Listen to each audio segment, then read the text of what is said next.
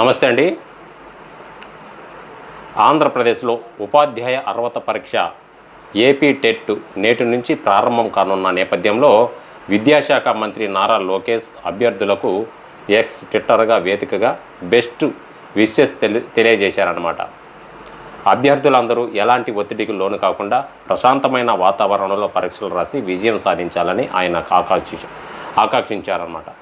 రాష్ట్ర వ్యాప్తంగా నేటి నుంచి ప్రారంభమవుతున్న టెట్ పరీక్షలను అర్హత అత్యంత పారదర్శకంగా అభ్యర్థులకు ఎలాంటి ఇబ్బందులు కలగకుండా కట్టుదిట్టమైన ఏర్పాట్లతో నిర్వహిస్తున్నట్లు మంత్రి తెలిపారు. అయితే ఇచ్చిన మాట ప్రకారం జాబ్ క్యాలెండర్ షెడ్యూల్ మేరకే తదుపరి డిఎస్సి ప్రక్రియను కూడా పూర్తి చేస్తామని ఆయన స్పష్టం చేశారు.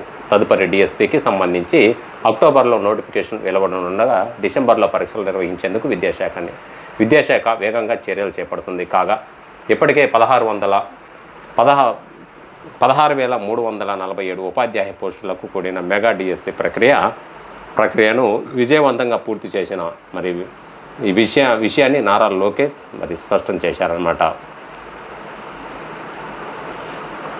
అయితే ఇక్కడ టెట్ పరీక్ష తర్వాత ఆంధ్రప్రదేశ్లో ఉపాధ్యాయ అర్హత పరీక్ష ఏపీ టెట్ ప్రారంభం నేపథ్యంలో విద్యాశాఖ మంత్రి నారా లోకేష్ డిఎస్సి 2020 అక్టోబర్లో విడుదల అవుతుందన్నమాట. అయితే ఆగస్టు 16వ తేదీ వరకు నిర్వహిస్తున్న ఉదయం 9:30 గంటల నుంచి మధ్యాహ్నం 12 గంటల వరకు మధ్యాహ్నం సెషన్లో 2:30 నుంచి సాయంత్రం 5 గంటల వరకు పరీక్షలు నిర్వహిస్తారు. రేపటి నుంచి మొదలయ్యే స్పెషల్ టెట్ పరీక్ష అంటే సర్వీసులో ఉన్న ప్రభుత్వ స్కూళ్ళల్లో టీచర్లకు మాత్రమే నిర్వహించే పరీక్షలు అన్నమాట.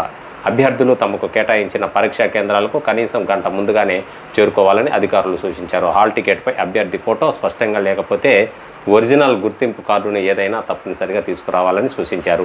Aadhaar card, pan card, voter card లేదా బ్యాంక్ పాస్బుక్ వంటి గుర్తింపు పత్రాలలో ఏదో ఒక వెంట తీసుకురావాలని తెలిపారు.